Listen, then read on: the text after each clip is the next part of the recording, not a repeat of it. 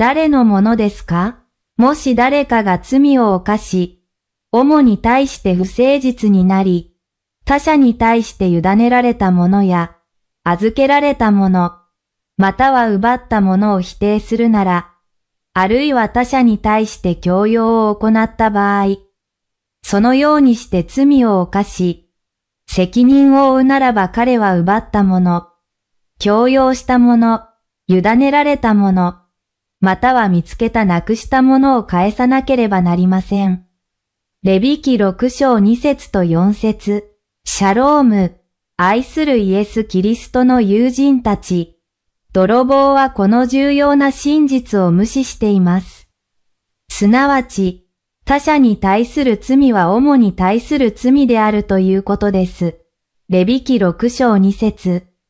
なぜでしょうか？この世のすべての財産とすべての人は主のものであるからです。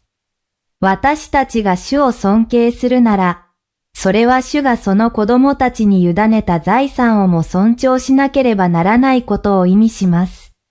主を恐れ、他者に対して罪を犯すことが主に対して罪を犯すことを意味することを理解している人が賢い人です。次のような記事を読みました。ニュージャージー州のある泥棒が、未亡人から$7000相当の宝石、古銭、現金を盗みました。盗まれたすべての品は彼女の亡き夫の遺品でした。この記事の証言を続ける前に、バハテラ・ラジャワリヌサンタラ、バラヌスのクリスチャンス・ハルト氏を招待し、家族の美しい年齢、ケシやバハテラ歌詞の差を伴って次の賛美を捧げます。神は私の羊飼い、私は不足することがない。彼は私を横たえさせる緑の牧場で、彼は私を導く静かな水のほとりへ。彼は私の魂を生き返らせる。彼は私を導く正しい道へ。彼の名のために、たとえ私が歩いても暗闇の谷を、私は危険を恐れない。あなたが共にいるから、あなたの杖と鞭が私を慰める。彼は私を導く静かな水のほとりへ。彼は私の魂を生き返らせる。彼は私を導く正しい道へ。彼の名のために、たとえ私が歩いても暗闇の谷を、そして私は神の家に永遠に住むだろう。私たちはその泥棒の証言を続けましょう。泥棒は盗んだ品物を襟分けていると、教会の献金封筒がいくつか見つかりました。それはその女性が神に捧げるための現金が入っていました。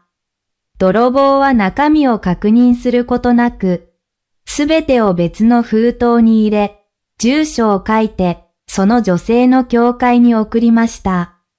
牧師が何が起こったのかを知ったとき、彼はコメントしました。これはこの時代の道徳的混乱の特徴です。人々は未亡人や子供から盗むことは問題ないと考え、一方で教会から盗むことは非難される行為とみなされます。このことが私たちの霊的な目を開き、私たちを目覚めさせることを願っています。アーメン。今日のインスピレーション。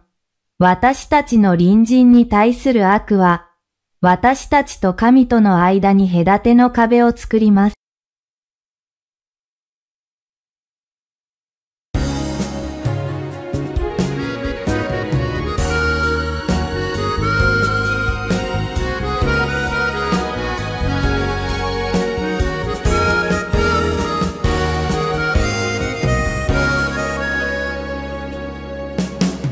Tuhan adalah gembalaku, takkan kekurangan aku.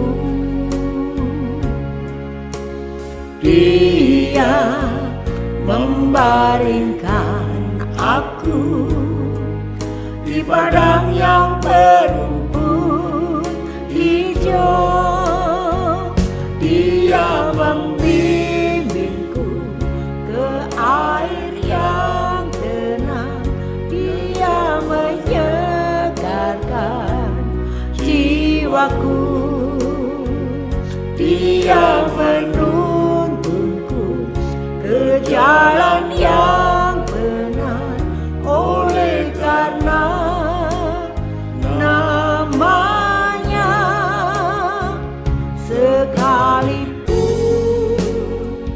aku berjalan dalam lembah kegelapan,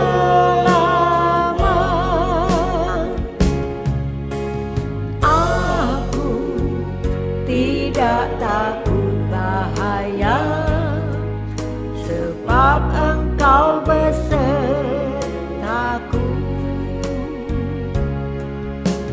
Gadamu dan tongkatmu, itulah yang menghibur aku.